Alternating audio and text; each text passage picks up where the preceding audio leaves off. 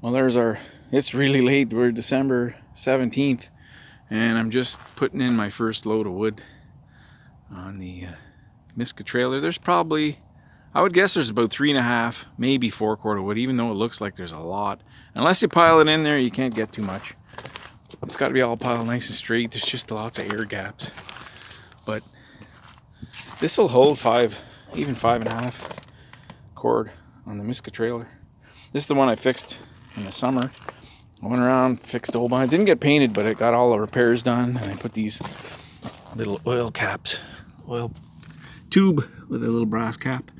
So today I'm gonna unscrew those caps and fill them with oil because the hinges broke this summer. Just oversight, didn't get greased. We have 2 trailers like this, so, and the other one got oiled. You probably, can't remember if it was this one or the other one. So this one naturally never got oiled. So the only way I can do this is my pass-through door for the wood is actually in the shop. So I have to take the ramps right off. One bolt goes through here. This is a big spring in that tube. It takes a lot of weight off the ramp when you lower it and raise it. It's easier on the back. I love those things. So we can back in, and yeah, if you swing the doors open, there's no room for them to go in the shop. There's a staircase here, and then there's stuff in the middle of the shop. So it's easier just to take them off, and I'm only moving it from over there. So there's the wood pile. This is mostly wood from the emerald ash borer killed all the ash trees here. And some of it is a little bit of tornado damage wood. So yeah, I have enough wood here to last 10 lifetimes. There just seems to be more wood every year, not less. So, and mostly good hardwood. There's a bit of poplar mixed in there. I like burning poplar in spring and fall. So we just have to move it from here, and there's the shop. So not too far. There's a little more wood. We move wood here 3 ways. We got this little steel trailer that a buddy gave me this a couple years and years ago, and it worked pretty good for a long time, but no one can back it up except for me. So, and then we have the Workman, which I'm going to go get a load with any minute now. So right here is the underneath the stairs. I got some machinist tools here. I'm trying to use every inch of space I can. It's not a terribly big shop, but I made this door so that when we're out here, it's just a piece of melamine. So when we're out here working in the shop, we can close off the cold air from going in down there. And then the insulated door's on the inside, so with both of them closed, it's pretty airtight, which for years the shop wasn't insulated, and so it was important to get now I really don't even need an insulated door. And we threw a bunch of wood in yesterday, so furnace is running. This works pretty good. I cut this opening after the foundation was poured. Would have been nice to leave that opening there, but I had no idea where I was going to put it. So this worked out really well. I mentioned that the trailer was hard to back up. When it was on the 4-wheeler, it was really hard to back up. But this has the rear steering, so yeah, it's not hard to back up hooked back here. It's like kind of like hooking it to the front of a pickup truck. You turn the wheels and you can just put the trailer almost anywhere you want. But we just pushed it in by hand today rather than fill the shop with diesel exhaust fumes. So, and then usually I have a piece of plywood or a pallet or something with a rack, and we can put wood on the front and pull the trailer out the back. It's pretty good this way, but I think the best way to move the wood is with the Toro, because it's like a miniature pickup. It's light, it can go anywhere, doesn't tend to get stuck very easily. It won't go on snow, but soft ground it can go on, and tight spots. It's about 4 feet 6 inches wide, I think. So yeah, we're gonna go get a load right now. Okay, so there's what used to be the main wood pile. So it's pretty far from the house. We're about probably over 1,000 feet, and it's just inconvenient to come back here with the Workman with the little trailer. You're just driving back and forth and back and forth. So we started that pile near the shop, I don't really like where it is, but it's a better option than out here. So we were splitting wood last night and we left the axes out here. So I'm coming back here to get a little load of wood, pick up the two splitting axe and the wooden handle axe, which is very dangerous to be splitting wood with a wooden handle. And then, yeah, I might come back here with the dump trailer and get a full load. If and then I'll just leave it in the trailer until we have time to unload it, probably after Christmas. That's if it doesn't snow. They're calling for snow on Saturday. Depends on how much snow we get. But the ground's level here, you see.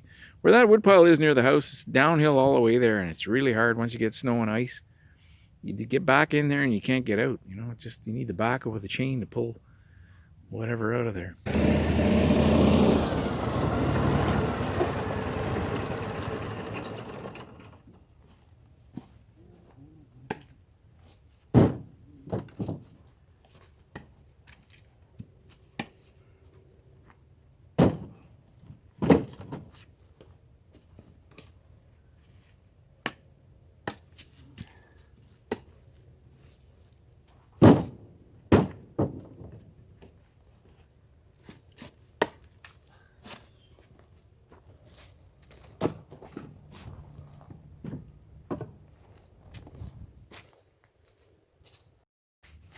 Well, I was talking to Tom last night. I did that video on the Palmgren Vice. So I haven't done too many videos lately, so I'm trying to do some catch up.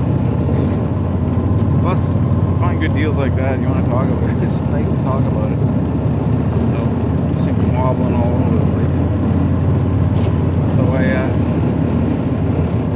So somewhere, Pennsylvania, Ohio, I think are getting nailed with a snowstorm. It's beautiful sunny here. December, I think it said 17th. Blue sky. It's cold though. -4 Fahrenheit last night. -20 Celsius. That's pretty cold. It's getting pretty cold. Yeah, we're late getting our firewood done this year, but that's how we do it. Between the dump trailer, this, and that little metal trailer, we move it all in here, throw it through that door behind me, and usually I load it up. If I plan it well, they're calling for rain at night, I put a load of wood in the trailer, back the trailer in here, go in the house, make supper, relax, come out after supper, and we've got all evening in the pouring rain, nice and dry in here, and we throw the wood in the basement. But this year we're about a month late, so, but better late than never. And we got quite a bit of snow 2 weeks ago, but it all melted. We had warm enough weather that I was glad it all melted away, because it just gives us easy access to that wood pile. Burn about 14 face cord of wood, maybe a bit more. It's hard to measure because I'm always constantly throughout the winter trying to get a bit of wood in this. And the house is always nice and warm. That's a good way to do it, because we live in a cold climate here. We can easily have 3 weeks to a month straight of -20 Celsius, so that's about -4 Fahrenheit, just every day, -20. So every winter. And the coldest days usually in the winter are in the -35, -40. I think Fahrenheit and Celsius are almost the same at -40. So I'm pretty sure. So thanks for watching. I'm working on, I got the Triumph grinding wheels in for the big bench grinder. I think that's from the 1940s or 50s. I might have been mistaken with the year. I've got the Palmgren Vice all taken apart, cleaning it up, not doing too crazy. We're not going to paint it or anything. We're not going to go too drastic, but just kind of freshen it up a little bit. And between that and Christmas shopping and decorations and lights and the firewood, there's not much else going on. So in the new year.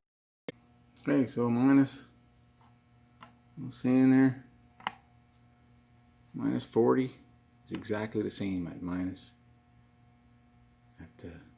it's equal at 40. So it's common for it to be -30 here for a few days, not every day, but we'll have a cold spell for 3-4 days. -35, which is about -30 Fahrenheit.